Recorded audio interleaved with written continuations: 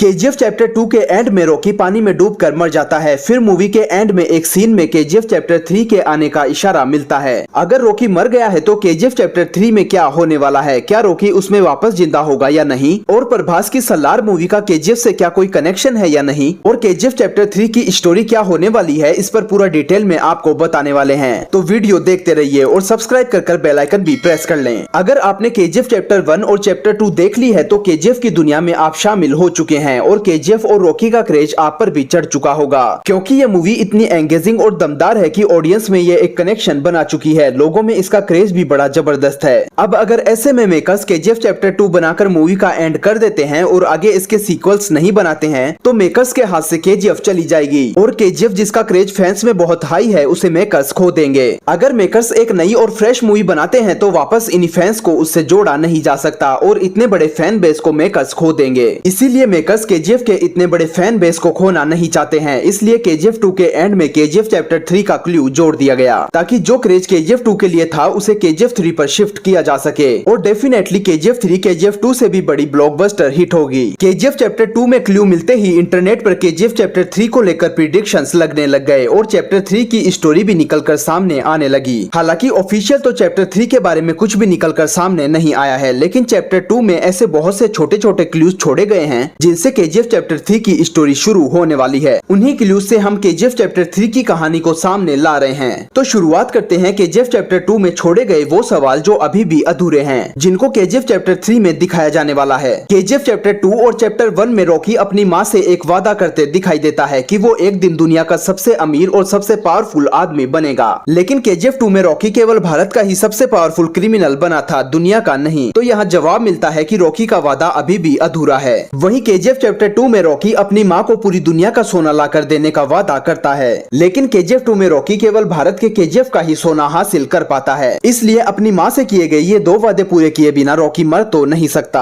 अब आप ही सोचिए कि इतना बड़ा पावरफुल क्रिमिनल रॉकी जो कभी हार नहीं मानता और काफी ज्यादा एडवांस माइंड रखता है, वो आखिर केजीएफ 2 में इतनी आसानी से कैसे मर सकता है। क्या ये बात आपको हजम हो सकती है? अगर आपने गौर किया हो तो केजीएफ 2 में रॉकी को पानी में डूबते हुए ही दिखाया जाता है, मरते हुए नहीं। लेकिन 20,000 फीट से भी ज्यादा गहराई के समुद्र से रॉकी बचकर कैसे निकलने वाला है, इसका जवाब भी आपको आगे मिलने वाला है। केजीएफ 2 में एक बड़ा इशारा ये भी देखने को मिला है कि रॉकी शिप पर जाते वक्त इंडियन आर्मी को जो फैक्ट्स भेजता है, सेम वही फैक्ट्स अमेरिकन और इंडोनेशियंस को भी भेजता है और इंटरनेशनल वाटर में रॉकी के पीछे अमेरिकन और इंडोनेशियंस की नेवी भी पड़ जाती है, लेकिन इसके बारे में मूवी में ज्यादा कुछ नहीं दिखाया जाता। और अचानक से ही रॉकी के शिप पर इंडियन एयरफोर्स मिसाइल्स लॉन्च कर देती है और रॉकी का जहाज बड़े धमाके के साथ ब्लास्ट हो जाता है और रॉकी को पानी में डूबते हुए दिखाया जाता है। वहीं रॉकी की स्टोरी खत्म हो जाती है। अब अमेरिकन और इंडोनेशियंस रॉकी के पीछे क्यों लगे थे और रॉकी ने उन्हें फैक्ट्स क्यों भेजा था, इसका जवाब तो केजीएफ 2 में नहीं मिल पाता है। वहीं मूवी के एंड में एक छोटी क्लिप यूएसए की CIA की भी देखने को मिलती है, जिसमें अमेरिकन रॉकी के बारे में बात करते दिखाई देते हैं और रॉकी को बिगेस्ट क्रिमिनल बताते हैं। और मूवी के एंड में पीएम रमिका सेन के एक छोटे वीडियो क्लिप में यह भी दिखाया जाता है कि अमेरिकन और इंडोनेशियंस आखिर रॉकी के पीछे क्यों पड़े थे और बताया जाता है कि पिछले 3 सालों में 1979 से 1981 तक रॉकी ने 16 देशों में काफी ज्यादा क्राइम किए थे। तो केजीएफ चैप्टर 3 की स्टोरी यहीं से शुरू होने वाली है। केजीएफ चैप्टर 3 में रॉकी की पिछले 3 सालों यानी रॉकी जब मरा है उससे पहले की 1979 से 1981 तक की स्टोरी दिखाई जाएगी, जिसमें रॉकी अमेरिका और इंडोनेशिया जैसे 16 देशों में इंटरनेशनल क्राइम करते नजर आने वाला है और पूरे वर्ल्ड में सोने का इलीगल बिजनेस करते हुए देश विदेश की कड़ियां जोड़ते हुए रॉकी पूरे दुनिया का सोना हथियाने की कोशिश करने वाला है और पूरे वर्ल्ड में अपना क्राइम फैलाने वाला है।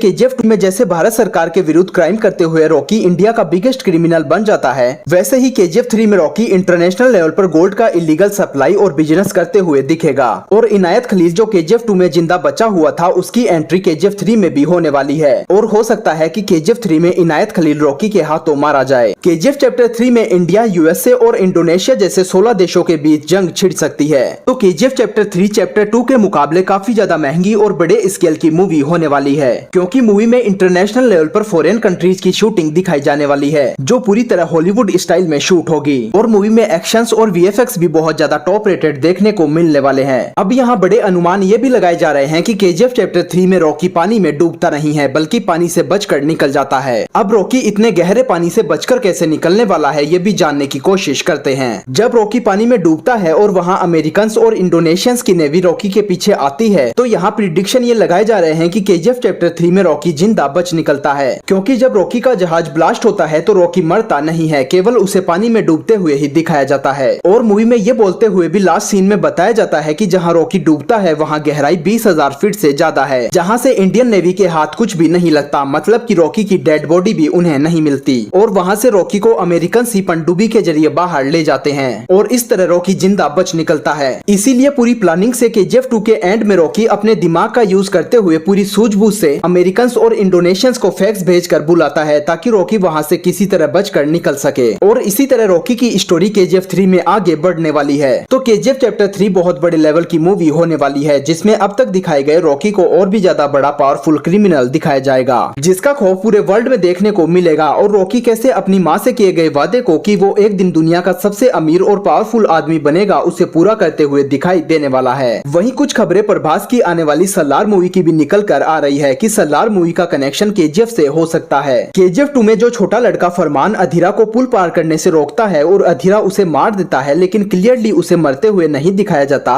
और उसकी माँ को उसकी डेड बॉडी भी नहीं दिखाई जाती है, वो लड़का जिंदा बचा हुआ है। और प्रभास सलार मूवी में इसी बच्चे का रोल निभा रहे हैं कि कैसे वो जिंदा बचा है। और रॉकी का फैन ये छोटा लड़का फरमान रॉकी के ही नक्शे कदम पर चलते हुए एक बड़ा क्रिमिनल बन जाता है। और प्रभास सलार में इसी बच्चे का रोल निभाते हुए खौफ फैलाने वाले हैं। सलार में भी केजीएफ की तरह ही विजुअल्स, वीएफएक्स और सिनेमेटोग्राफी देखने को मिलने वाली है, जिसमें रॉकी के भी कुछ सीन्स हो सकते हैं। बहुत सी सिमिलरिटीज केजीएफ और सलार मूवी में देखने को मिल रही है। केजीएफ और सलार दोनों मूवी के डायरेक्टर और राइटर प्रशांत नील ही हैं। वहीं मूवी के प्रोड्यूसर और प्रोडक्शन कंपनी भी सेम ही है। और सबसे बड़ी खबर ये भी है कि केजीएफ 2 में फरमान की माँ का रोल ईश्वरी राव ने किया था, वही ईश्वरी राव सलार में प्रभास की माँ का रोल निभा रही है। ये इतने बड़े क्लूज हैं जो साफ बता रहे हैं कि सलार का डायरेक्ट कनेक्शन केजीएफ से होने वाला है। वहीं इसके बाद सेम मेकर्स और डायरेक्टर की मूवी बघीरा भी आने वाली है, जिसका कनेक्शन भी केजीएफ से ही बताया जा रहा है। तो बैक टू बैक केजीएफ से रिलेटेड ये मूवीज आने वाली है जो केजीएफ का साम्राज्य खड़ा कर देगी। अभी तक आपने हॉलीवुड की मार्वल और डीसी की मूवीज ही ऐसी देखी होगी। जैसा हॉलीवुड में मार्वल मूवीज में एवेंजर्स में हमें देखने को मिला है, ठीक वैसे ही केजीएफ की एक दूसरे से जुड़ी हुई ये फिल्में इंडियन सिनेमा को एक अलग ही ऊंचाई पर ले जाएगी। तो ये सभी अनुमान उन्हीं क्लूज पर आधारित है जो केजीएफ 2 में छोड़े गए हैं और सलार और बघीरा मूवी से रिलेटेड हैं, जो पूरी तरह फैक्ट्स पर आधारित हैं। अब रियल में केजीएफ 3, सलार और बघीरा का क्या कनेक्शन होने वाला है और इनकी स्टोरी क्या होगी, ये तो देखना अभी बाकी है। तो आप केजीएफ 3 को लेकर कितने एक्साइटेड हैं कमेंट सेक्शन में जरूर बताएं। और ऐसे ही इंटरेस्टिंग वीडियोस पाते रहने के लिए लाइक, शेयर और सब्सक्राइब जरूर करें। धन्यवाद।